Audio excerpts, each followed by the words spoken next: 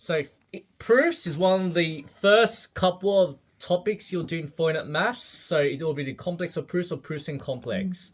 So proofs is quite different to induction. Induction, you usually have a set standard, as we've learned before. But proofs, there are multiple topics, and we'll go through it today, except inequalities, which I'll be doing in class with you, as the last frontier. Okay, so let P be the proposition that Lynn studies for her tutor English advanced exam. And let Q be the proposition that Lynn will band 6 in her tutor English advance. Okay, so if you can look at this symbol, if you can zoom into this symbol a bit, if P arrows to Q, that means if P arrows to Q, that means if Lynn studies for a tutor English advance, she will get band 6. Can you see that?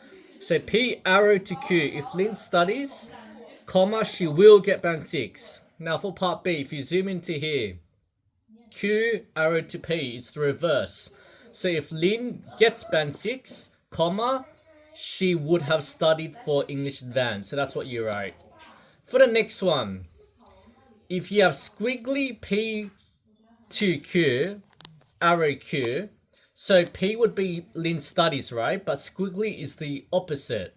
So if Lynn does not study for tutor English studies, she will get band 6. Okay, everyone understanding that so far? We're going to go to the next one.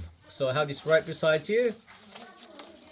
Now, if Q arrows to squiggly P, so if you look here, Q is Lynn will get band 6 if the opposite of P, if she doesn't study for English advanced. So as again, Q arrow to squiggly P is Q is true if the opposite of P is true, basically.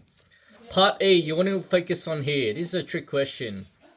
If you have squiggly, open bracket, P arrow Q, close bracket, P would be true, but Q would be false. So that means the first one's true. So if P studies for her English exam, she will not get band 6. So this squiggly, even though it's for all of it, it only corresponds to the last one. Part F. Now, this, you can tell what the difference is here. Now, there's no brackets. So for part F is squiggly P arrows to squiggly Q. That means if Lynn does not study, she will not get band 6. So there's a major difference here. So remember, if it's all in brackets, only the former or the first is accurate, not the latter or second. So the next one,